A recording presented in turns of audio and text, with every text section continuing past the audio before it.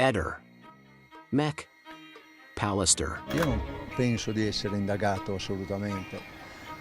Ho parlato di questo col mio avvocato che mi ha detto se parte offesa. Mi hanno portato via tutti i telefoni che avevo a casa, quelli che uso e anche quelli che non uso più. Quella mattina era in via Giulia o là vicino, per cui a 500 metri da lei, sedandomi da tanto. E se lei veramente doveva andare alla WIN, con ogni probabilità non doveva andare da sola.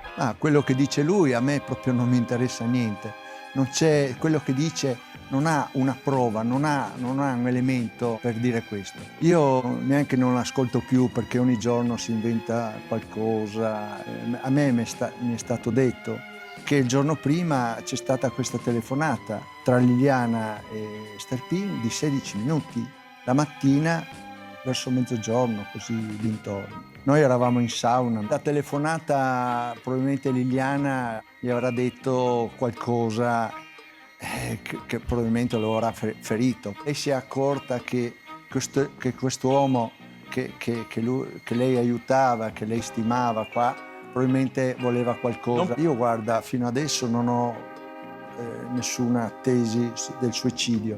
Per me è quello che io sto aspettando, di avere delle risposte. Io non vedo l'ora che qualcuno mi dica quando è morta mia moglie, perché è morta, come è morta, cosa è successo Liliana, perché non me lo dice nessuno? Ma è una cosa stranissima, ma figuriamoci, dai. Io non riesco a immaginare. E lì ci sono degli hotel che hanno la sauna, capisci? Inutile andare, diceva Liliana, fino a Porto Rose o più in là e fare 40 km per andare, 40 per tornare, cercare parcheggio, tutto quanto. Forse cercava a Cesana un posto. Cesana è più vicino. Ne parlavamo con Gabriella il giorno dopo. Abbiamo cercato di fare per i primi 2 giorni, pensavamo che si fosse rifugiata da qualche parte, speranzosi che fosse viva. A quell'ora erano assieme. Solo lui può sapere perché o per chi lei cercava un hotel a Cesana. A questo punto penso che forse gliel'ha detto lui di questo albergo.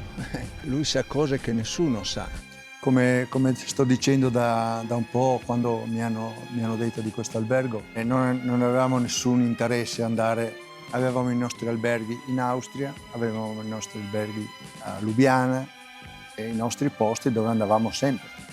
Avevamo anche dei prezzi buoni. Da quello che ho capito in questo albergo qua, che ero io anche con Chiara, chiedevano solo per fare la sauna 30 euro, dove noi di solito paghiamo 15, anche di meno. Poi c'è il ristorante, si mangia. Abbiamo i nostri posti.